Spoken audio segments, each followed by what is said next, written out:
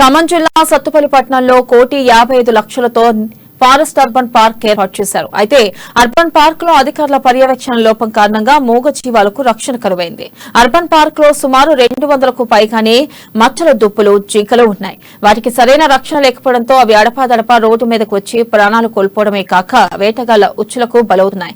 గత కొన్ని నెలల నుండి పదుల సంఖ్యలో అర్బన్ పార్క్ నుండి అడవి జింకలు అర్ధరాత్రి సమయంలో సత్తుపల్లి పట్టణంలోని ప్రధాన రహదారిపైకి చేరుకుని పరుగులు తీశాయి. ఇక అడవి దాటుకుని బయటకు వస్తున్న అడవి జంతువులకు రక్షణ లేకుండా పోతుంది.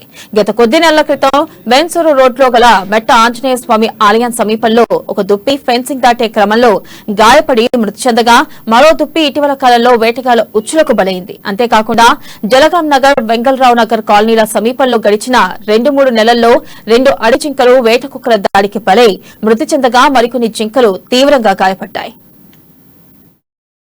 ఫారెస్ట్ పక్కన ఉంటదండి, అట్లా విలేజ్ లో. ఇక అర్బన్ పార్క్ ను దాటుకుని 3 కిలోమీటర్ల దూరంలో ఉన్న కాకర్లపల్లి గ్రామంలో వచ్చిన 2 దుప్పులను కుక్కలు వెంబడించగా ఒక దుప్పిని స్థానికులు కాపాడి ఫారెస్ట్ అధికారులకు అప్పగించారు. మరొకటి ఏమైందో కూడా ఫారెస్ట్ అధికారులు తెలుసుకునే ప్రయత్నం చేయలేదు. ఇలా స్థానికులు కాపాడినవి మాత్రమే లెక్కల్లోకి వస్తున్నాయి. తెలియకుండా ఇంకా ఎన్ని వన్యప్రాణులు కుక్కల బారిన వేటగాళ్ల ఉచ్చులో పడుతున్నాయో తెలియని పరిస్థితి.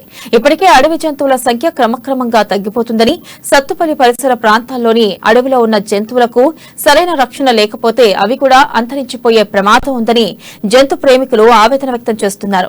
అర్బన్ పార్క్ తీరు చూస్తుంటే మేడిపండు చందంగా మారిందని స్థానికులు ఆరోపిస్తున్నారు. ఇప్పటికైనా అటవీ శాఖ అధికారులు వన్యప్రాణులకు సరైన రక్షణ చర్యలు చేపట్టి వాటి సంఖ్య పెరిగే విధంగా చర్యలు తీసుకోవాలని జంతు ప్రేమికులు, మండల ప్రజలు కోరుతున్నారు. ప్రజాధనాన్ని ఖర్చు చేసి ఏర్పాటు చేసినప్పటికీ వన్యప్రాణులకు రక్షణ కరువైంది. అటవీ అధికారుల నిర్లక్ష్యం అయితేనేమి, ప్రభుత్వ నిర్లక్ష్యం అయితేనేమి, వన్యప్రాణులు, మూగజీవాలు వేసవి కాలంలో తాగడానికి నీళ్ల కోసం నీళ్లు లేక పార్కులో ఫెన్సింగ్ చుట్టుపక్కల ఉన్న కాలనీలలోకి వచ్చి కుక్కల దాడిలో గాయపడి కొన్ని మూగజీవాలు ప్రాణాలు కోల్పోవడం కూడా జరిగింది. ఇంత జరుగుతున్నా గానీ అటవీ శాఖ అధికారులు గాని, అటు ప్రభుత్వం గాని మూగజీవాల పట్ల